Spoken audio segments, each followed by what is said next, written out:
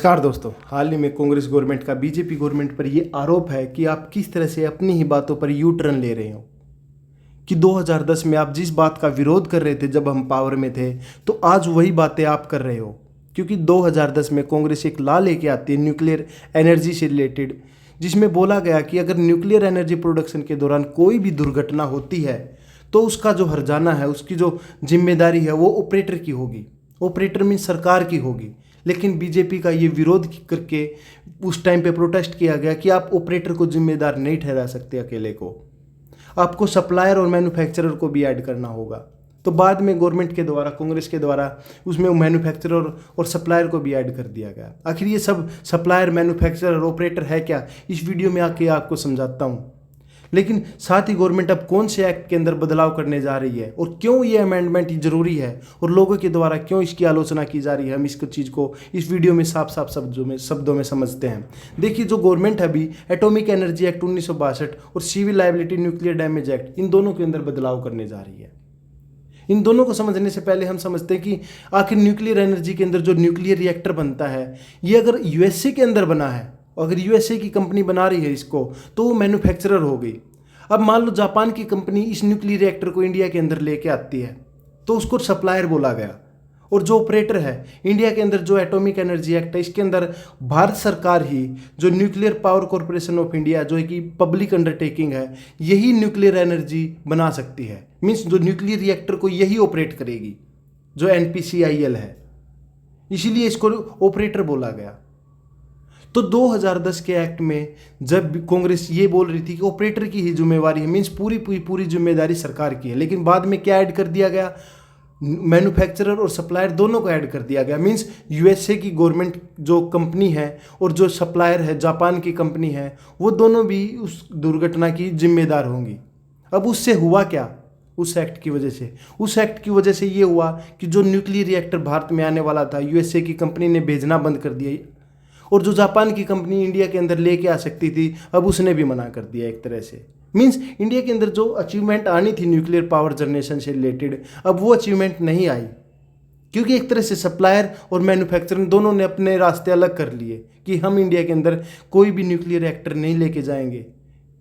लेकिन इंडिया का भी ये स्टांस था, इंडिया का भी ये बोलना था कि भाई जो ऑपरेटर है, मान लो उसकी बजाय हो सकता है कि डिफेक्टिव प्रोडक्ट बना हो, डिफेक्टिव न्यूक्लियर रिएक्टर बनाया हो यूएसए की कंपनी ने, या फिर हो सकता है कि रास्ते में सप्लायर के द्वारा कोई मिस हैंडलिंग हुई हो, जिसकी वजह से कोई डिफेक्ट आ गया हो, और इंडिया के अंदर जब वो ऑपरेट हुआ तो उससे दुर्घटना हुई हो।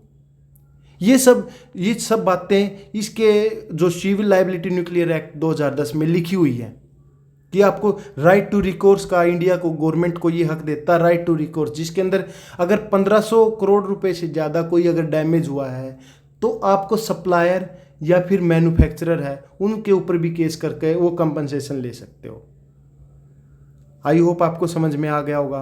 और क्लियर कट भाषा में अगर हम समझें तो अगर आपके घर में कोई एसी लगा है ब्लू स्टार का, अगर कल को उसके अंदर डैमेज हो जाता है तो आप उसका डैमेज किससे लोगे?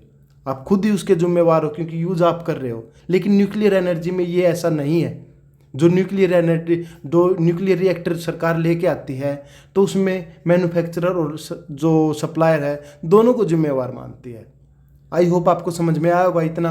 अब उसके आगे चलते हैं कि एटॉमिक, अब इसके अंदर तो बदलाव ये किए जा रहे हैं कि ऑपरेटर को पूरा का पूरा जिम्मेवार माना जा रहा है अभी।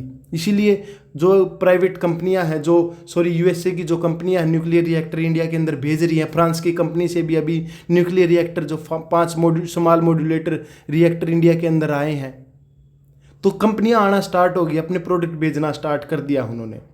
लेकिन जो एटॉमिक एनर्जी एक्ट है, इसके अंदर ऐसा क्या है? क्योंकि इसके अंदर बेसिकली ये लिखा गया है कि जो इंडिया के अंदर न्यूक्लियर एनर्जी है, न्यूक्लियर पावर जनरेशन है, वो ओनली इंडियन कंपनी ही बना सकती है। इंडियन कंपनी, गवर्नमेंट कंपनी ही बना सकती है। क्योंकि जो ये अभी ऑपरेट किया जाता है, न्यूक्लियर जो एनर्जी बनाई जाती है, वो nuclear power corporation of India के द्वारा बनाई जाती है। लेकिन इस एक्ट को अमेंड करके, एटॉमिक एनर्जी को अमेंड करके ये बोला गया कि कोई भी प्राइवेट कंपनी आके इंडिया के अंदर न्यूक्लियर एनर्जी जनरेट कर सकती है। तो एक प्राइवेट इन्वेस्टमेंट के लिए भी प्राइवेट रास्ते, कोई जापान की कंपनी या फिर कोई यूएसए की कंपनी या यूरोप की कंपनी आके इंडिया के अंदर पावर जनरेट कर सकती है। आई होप दोनों एक्ट में आपको समझ में आ गया होगा। लेकिन अब इन एक्ट के बारे में किस तरह से ये मुद्दा उठ के सामने आ रहा है कि आपने ये तो देख लिया कि हमारे फ्यूचर जो डिमांड है वो पूरी हो जाएगी, एक क्लीन एनर्जी इंडिया को मिल जाएगी, प्राइवेट इन्वेस्टमेंट इंडिया के अंदर बढ़ जाएगी। लेकिन साथ में ये भी मुद्दा उठ के सामने आ रहा है कि जो कंपनियां एक लीज पे आएंगी, मान लो 50 साल के लिए कोई कंपनी, यूएसए की कंपनी इंडिया के अंदर अपना न्यूक्लियर रिएक्टर लेके आती है, तो ज़रूरी नहीं है कि वो एक टेक्नोलॉजी ट्रांसफ़र करे कि इंडिया बाद में उस कंपनी के जाने के बाद अपने खुद से एक रिएक्टर बनाए, उस जैसे यूएसए की कंपनी बना रही थी। तो ये सब कि टेक्नोलॉजी ट्रांसफ़र नहीं कर सकते, हो सकता है कि वो ज़्यादा प्रॉफिट कमा ले। तो ये सब कुछ बातें हैं, कंसर्न का कारण है। देखते हैं क्या होता है, कोई वो अपडेट आती है मैं आपके सामने लेके आता हूँ। आई होप आपको वीडियो समझ में आया होगा। Thank you so much. Like share and subscribe for more update.